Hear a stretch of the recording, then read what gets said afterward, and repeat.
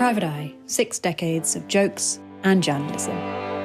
We're celebrating the 60th anniversary of Private Eye, with a look back at how the mag has covered the biggest events of the last 6 decades through jokes and journalism, spoofs and scoops.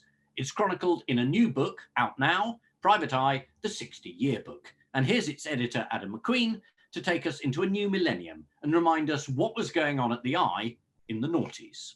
Totally unprecedented scenes, Ian. The Eye actually started winning legal cases. One at the beginning of the decade, that the opponent's lawyers, Carter Fuck, as we've always called them, were boasting was going to earn all of their lawyers enough to buy Ferraris for themselves. And one at the end of the decade as well, when the former head of the Law Society tried to claim that an ombudsman's report on his professional behaviour was a matter of personal privacy, and he deserved to get an injunction over it. And there were plenty of scoops as well. Richard Brooks joined the magazine and swiftly revealed that Her Majesty's Revenue and Customs had sold all of their properties to a company that was based in a tax haven, which is a bit of a no-no. Paul Foote carried on pointing out that PFI was this terrible, terrible idea right up until his death in 2004. And amazingly, it only took Labour and the Conservatives another 14 years before they actually listened and got rid of PFI. Plus, you've got, of course, the 9/11 attacks and the need, probably a duty actually, to make jokes about them, and then endured the subsequent backlash from readers, which meant that the issue directly after September 11th, 2001 was the very first one to feature a special cut out and keep subscription cancellation form. We'll start there with the reaction of American President George Bush as he was told about the attacks. It's Armageddon, sir. Armageddon out of here. That's not the actual George W. Bush there, but Lewis Macleod, who joins us today along with Harry Enfield and Jan Ravens. Directly after the 9/11 attacks, as a service to readers, the Eye also provided a handy digest of the headlines, as seen in all other newspapers. Page 1. Why we must not give in to terror. Page 2. Bin Laden has nuclear weapons. Page 3. Nerve gas attack is imminent. Page 4. Britain confirmed as terrorists' main target. Page 5. Global recession now a certainty. Page 6. House prices set to tumble. Page 94. We're all going to die! Tony Blair quickly tried to convince everyone it was vitally important to do what President George W. Bush wanted and attack Iraq, preferably within the next 45 minutes. Saddam only hours away from nuking world. A terrifying report published today by the prestigious institute you've never heard of before reveals that Saddam Hussein could be on the verge of achieving full nuclear capability at any time in the next few weeks. All he has to do, says the report, is to acquire the nuclear materials and assemble an expert team capable of putting all the pieces together, and he could then have a fully operational device within a matter of only 10 years or so. The war against Iraq was one of the many reasons people turned against Tony Blair as his years in Downing Street wore on. And they grew to dislike his wife Cherie, with her fraudster friends and lifestyle guru Carol Kaplan, almost as much.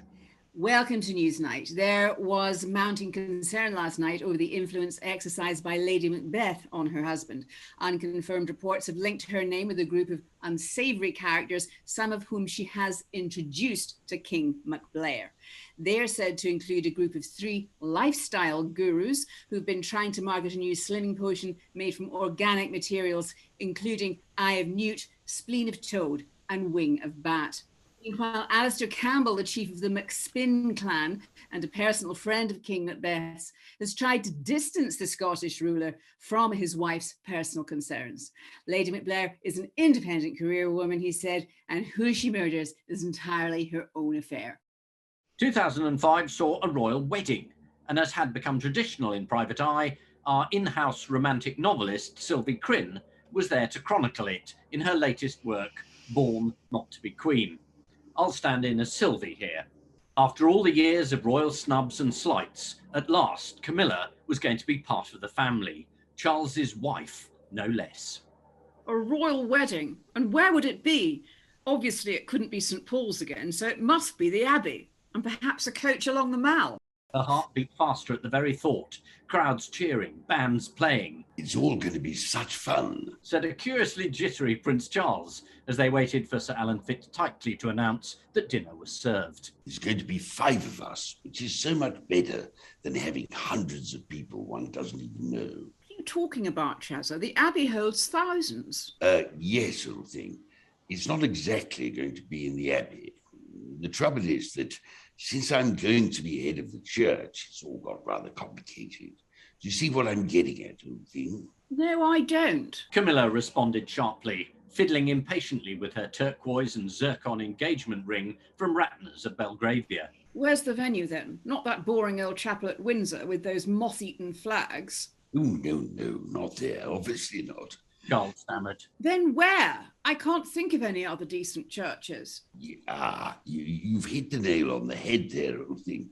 And it's for that reason, and that alone, that Mater and Pater, and of course, I think that... Charles paused as he nervously took a bite from a Duchy of Cornwall badger-flavoured organic twiglet. You know, it's nothing to be ashamed of, registry office. The ceremony is much the same. It's just a bit quicker than hanging around in the church with all those hymns in there. As her dreams collapsed around her like a soap bubble bursting when it flies too high, Camilla clung to one final scintilla of hope. At least her union with her beloved Charles would be graced by the presence of the Queen of England. But your mother will be there, surely, she pleaded, her voice tinged with desperation. Yeah, there's a bit of a problem, this protocol thingy. Apparently they've discovered that the Queen can't go to a registry office if she doesn't want to. It's the Marriage Act of 1840-something. Charles put out his hand to calm her. Anyway, it doesn't matter. The most important thing is that you will be there. I wouldn't count on it. Camilla snapped. Outside, an icy wind whipped the heads off the crocuses, scattering the petals like so much unwanted confetti. In 2008, a financial crisis erupted across the world, and the newly unelected Prime Minister Gordon Brown, who was Chancellor for the previous decade, had done so much to let it happen, was at the forefront of the global response. I'm pleased to be able to announce that all world leaders have now pledged to sign up to our plan to mend the stable door. We cannot ignore the fact that the horse may already have done a certain amount of bolting, but future generations will not forgive us if we do not institute the necessary measures to instigate a new door security regime process. Plans are already advanced to install a new look door with all the latest safeguards to prevent it ever opening again. State-of-the-art hinges are to be put in place with an international fail-safe locking mechanism, which all the countries in the world have already agreed to. Prime Minister, have you any idea where the horse now is, or whether you might be able to get it back into the stable? No comment. Meanwhile, in America, there was a new man in charge, and he had a new and endlessly optimistic catchphrase. Can the media hype me up anymore? Yes, we can. Join us tomorrow on the Eye's actual 60th birthday, when we'll be looking back at the most recent decade and how it was covered in the pages of Private Eye. It may well be a short episode, as there didn't seem to be much going on actually between 2010 and now. Not that I remember. See you there. Private Eye, 6 decades of jokes and journalism. On sale now.